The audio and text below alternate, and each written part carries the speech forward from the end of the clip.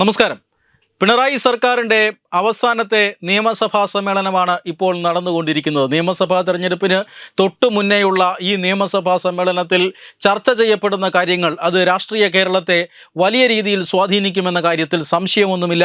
അതുകൊണ്ട് തന്നെ നിയമസഭാ സമ്മേളനത്തിന് വളരെയധികം ഹോംവർക്ക് ചെയ്ത് എന്തൊക്കെയാണ് കാര്യങ്ങൾ ഉയർത്തേണ്ടത് എന്നൊക്കെ കൃത്യമായി പഠിച്ചതിന് ശേഷമായിരിക്കും ഭരണപക്ഷവും പ്രതിപക്ഷവും നിയമസഭാ സമ്മേളനത്തിന് എത്തുക എന്ന കാര്യത്തിൽ തർക്കമൊന്നുമില്ല.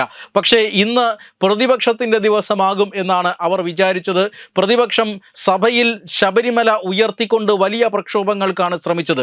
ഇന്ന് വി ഡി സതീശൻ പറഞ്ഞത് സഭ സ്തംഭിപ്പിച്ചുകൊണ്ടുള്ള പ്രക്ഷോഭ പരിപാടികളായിരുന്നു ഞങ്ങളുടെ ഉദ്ദേശം.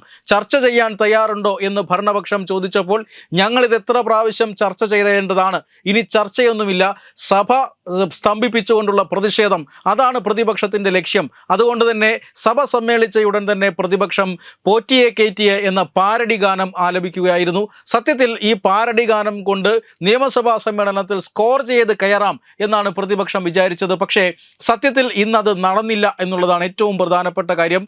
പ്രതിപക്ഷത്തിൻ്റെ ഈ പറയുന്ന തന്ത്രമൊക്കെ പൊളിച്ചടുക്കുകയായിരുന്നു ഇന്ന് ഭരണപക്ഷം എന്ന് കൃത്യമായി പറയേണ്ടി വരും.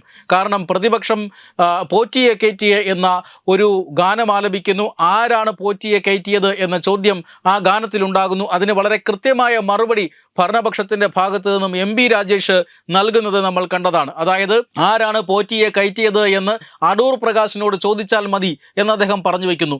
മാത്രമല്ല വിദ്യാഭ്യാസ മന്ത്രി വി ശിവൻകുട്ടി എണീറ്റ് നിന്ന് വളരെ ഗുരുതരമായ കാര്യങ്ങളാണ് ഇന്ന് നിയമസഭയിൽ പ്രതിപക്ഷത്തിനെതിരെ വെച്ചു കാച്ചിയത്. അതായത് സോണിയാഗാന്ധിയുടെ കയ്യിൽ സ്വർണമുണ്ട്, സോണിയാഗാന്ധിയുടെ വീട്ടിൽ ശബരിമലയിൽ നിന്ന് മോഷ്ടിക്കപ്പെട്ട സ്വർണമുണ്ട്, വീട് റെയ്ഡ് ചെയ്താൽ അത് അവിടെ നിന്ന് ലഭിക്കും, സോണിയാഗാന്ധി അറസ്റ്റ് ചെയ്യണം, വീട് റെയ്ഡ് ചെയ്യണം, ചോദ്യം ചെയ്യണം എന്നൊക്കെയാണ് വിദ്യാഭ്യാസ മന്ത്രി ഈ പോറ്റിയെ കയറ്റിയ ഗാനത്തിന് മറുപടിയായി ഇന്ന് നിയമസഭയിൽ പറഞ്ഞത്. സ്വാഭാവികമായും പ്രതിപക്ഷത്തിന് മൈക്കില്ല, അവരുടെ ചെറിയൊരു ബഹളം മാത്രമേ ലോകത്തിന് കേൾക്കാൻ കഴിയുകയുള്ളൂ. പക്ഷേ മന്ത്രിയുടെ കയ്യിൽ മൈക്കുണ്ടായിരുന്നു. ചോദ്യോത്തര വേള എന്ന രീതിയിൽ അംഗങ്ങൾ ചോദ്യങ്ങൾ ചോദിക്കുന്നു.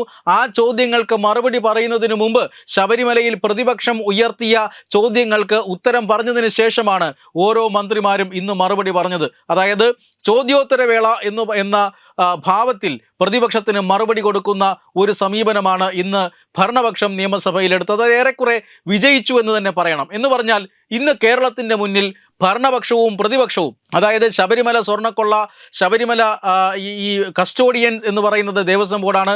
ആ ദേവസ്വം ബോർഡ് ഈ സ്വർണ്ണക്കൊള്ള നടന്നപ്പോഴെല്ലാം ഭരിച്ചത് LDFിൻ്റെ പ്രതിനിധികളാണ്. അതുകൊണ്ട് തന്നെ LDFിൻ്റെ ഒരു വലിയ ഭരണ പരാജയം തന്നെയാണ് ശബരിമല സ്വർണ്ണക്കൊള്ള എന്ന കാര്യത്തിൽ തർക്കമൊന്നുമില്ല. എന്നാൽ ആ വിഷയം കാര്യക്ഷമമായി ഉന്നയിക്കാൻ പ്രതിപക്ഷത്തിന് സാധിച്ചില്ല.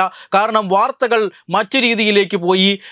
ഞങ്ങൾ മാത്രമല്ല നിങ്ങളുമുണ്ട് എന്ന രീതിയിലേക്ക് ആ കാര്യങ്ങൾ വഴിതിരിച്ചുവിടാൻ ഇന്ന് ഭരണപക്ഷത്തിന് സാധിച്ചു.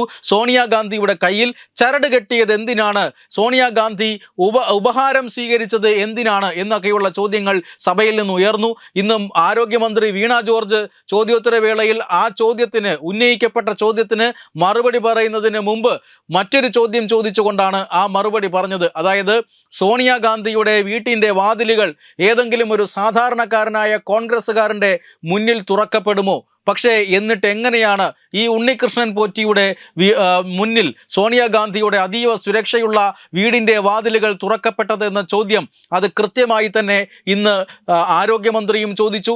മറ്റു മന്ത്രിമാരും ഈ വിഷയം ഉന്നയിച്ചുകൊണ്ട് പ്രതിപക്ഷത്തിന് കൃത്യമായ തിരിച്ചടി നൽകിയെന്ന് മാത്രമല്ല, സഭ പിരിഞ്ഞതിന് ശേഷം ഭരണപക്ഷത്തെ MLA-മാരാണ് ഒരു ബ്ലോക്കായി മുദ്രാവാക്യം വിളിച്ചുകൊണ്ട് പുറത്തേക്ക് വന്നതും പ്രതിഷേധിച്ചതുമില്ല. എന്ന് പറഞ്ഞാൽ ഇന്ന് കേരളത്തിൻ്റെ മുന്നിൽ ദൃശ്യമായത്, നിയമസഭയ്ക്കകത്ത് ദൃശ്യമായത് സ്വർണ്ണക്കൊള്ളയിൽ പങ്കുള്ള രണ്ട് രാഷ്ട്രീയ മുന്നണികൾ തമ്മിലുള്ള വാഗ്വാദമായിരുന്നു.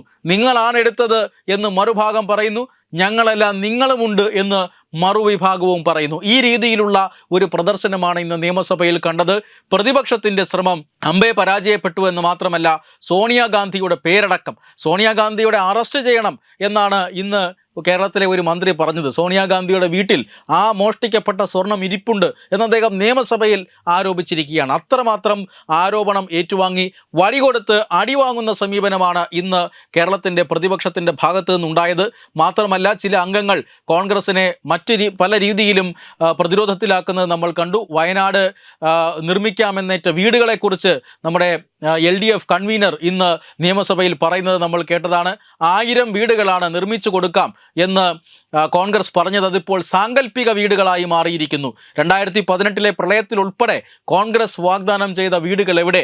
മാത്രമല്ല ഏറ്റവും ഒടുവിലായി വയനാട് ദുരന്തത്തിന് ഇരയായവർക്ക് പ്രഖ്യാപിച്ച യൂത്ത് കോൺഗ്രസിന്റെ വകയായി പ്രഖ്യാപിച്ച വീടുകൾ, ആ വീടുകൾക്ക് വേണ്ടി ഇന്ന് നിയമസഭയിൽ ഉണ്ടാവേണ്ട ഒരു MLA ജയിലിൽ ഏകാന്തവാസം അനുഷ്ഠിക്കുകയാണ്.